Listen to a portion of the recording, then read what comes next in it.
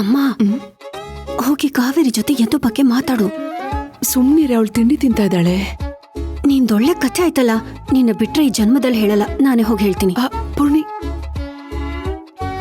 ಕಾವೇರಿ. ಏನ್ ಪೂರ್ಣಿ? ನಮ್ ಯದು ಈಗ ಎಷ್ಟೊಂದು ಬದಲಾಗಿದ್ದಾನೆ ಅಲ್ವಾ?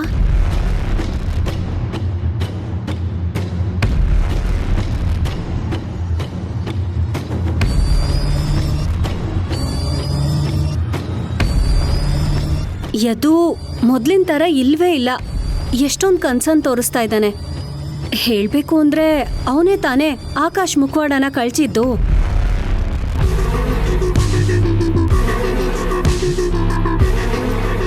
ಇಲ್ಲ ಅಂದಿದ್ರೆ ನೀನೊಂದು ನೀಚ ವ್ಯಕ್ತಿನ ಮದ್ವೆ ಆಗಿ ಜೀವನ ಪೂರ್ತಿ ನರ್ಕ ಅನುಭವಿಸ್ಬೇಕಾಗಿತ್ತು.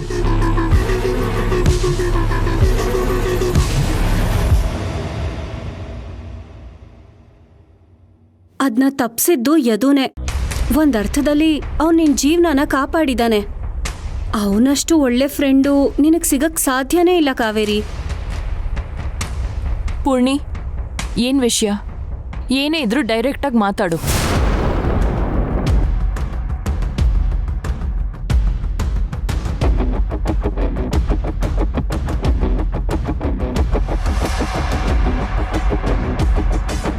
ಏನಿಲ್ಲ, ಹೇಗಿದ್ರು ಯದು ಮೊದ್ಲಿಂದ ಗೊತ್ತಿರೋನೆ, ನಿನ್ನ ತುಂಬಾ ಚೆನ್ನಾಗಿ ಅರ್ಥ ಮಾಡ್ಕೊಂಡಿದ್ದಾನೆ.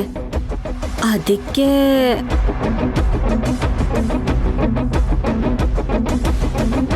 ನೀನ್ ಯಾಕೆ ಅವನ್ನೇ ಮದ್ವೆ ಆಗ್ಬಾರ್ದು?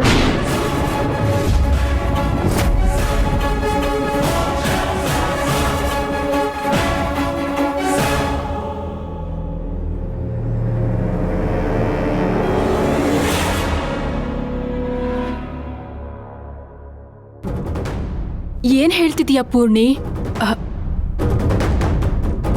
ಪೂರ್ಣಿ ಹೇಳ್ತಾ ಇರೋದು ಸರಿಯಾಗೇ ಇದೆ ಕಾವೇರಿ. ಯದು ಇವಾಗ ತುಂಬಾ ಬದಲಾಗಿದ್ದಾನೆ. ಅವ್ನ್ ಮೊದ್ಲಿನ ತರ ಇಲ್ಲ, ತುಂಬಾ ಗಂಭೀರವಾಗಿದ್ದಾನೆ. ನೀನ್ಯಾಕೆ ಯದುನ್ ಮದ್ವೆ ಆಗೋದ್ರ ಬಗ್ಗೆ ಯೋಚನೆ ಮಾಡಬಾರ್ದು? ನನ್ಗಂತೂ ನಿಮ್ಮಿಬ್ರು ಜೋಡಿ ತುಂಬಾ ಚೆನ್ನಾಗಿರುತ್ತೆ ಅಂತ ಅನ್ನಿಸ್ತಿದೆ.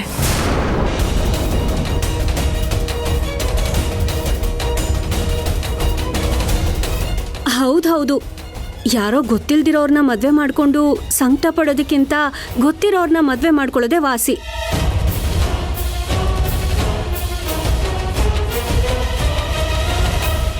ಜಾತಕ ಹೊಂದುತ್ತಾ ಅಂತ ಯೋಚನೆ ಮಾಡ್ಬಿಡ ಕಾವೇರಿ. ನಾನ್ ಪುರೋಹಿತ್ರ ಹತ್ರ ಮಾತಾಡ್ತೀನಿ. ನೀನು ಬೇಕಿದ್ರೆ. ಅಮ್ಮ,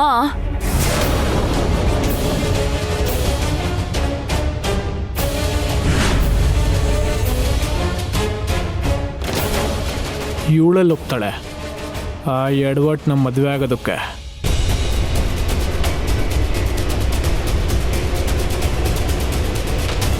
ಸರಿ, ನಿಮ್ಮಿಷ್ಟದ ಹಾಗೆ ಆಗ್ಲಿ. ನಾನು ಯದುನೇ ಮದ್ವೆ ಆಗ್ತೀನಿ.